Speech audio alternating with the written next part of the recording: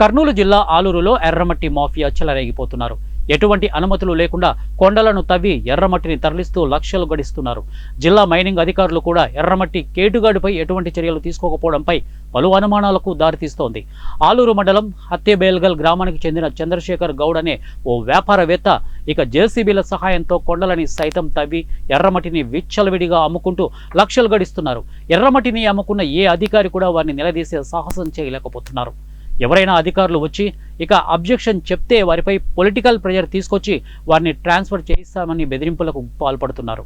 ఈ మాఫియా వెనుక అదే గ్రామానికి చెందిన ఎండియు ఆపరేటర్ జగదీష్ స్వామి మరియు విఆర్ఓ హస్తముందని అక్కడ గ్రామ ప్రజలు చర్చించుకుంటున్నారు.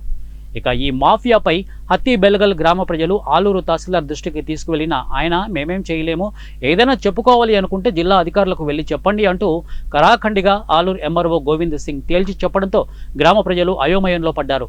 రెవెన్యూ అధికారులే ఏం చేయలేదన్నప్పుడు ఇంకా సామాన్యంగా ప్రజలు మేమేం చేయగలమని వారు మౌనంగా ఉండిపోతున్నారు.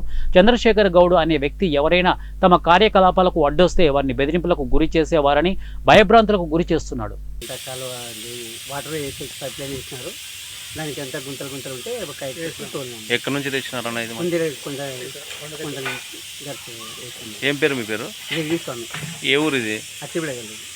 ఏ గుడికి వేస్తున్నారు ఇక్కడ? సిద్ధలింగేశ్వర స్వామి. ఓకే, ఎప్పటి నుంచి వేస్తున్నారు అన్న ఇది? ఇప్పుడు ఒక కాదు, ఈ మట్టి ఈరోజేనా? ఈరోజే నిన్ను కూడా తోలినారు అంటే? లేదు, ఎక్కడ తోలేదు. ఈరోజే అయితే చెప్పలేదు.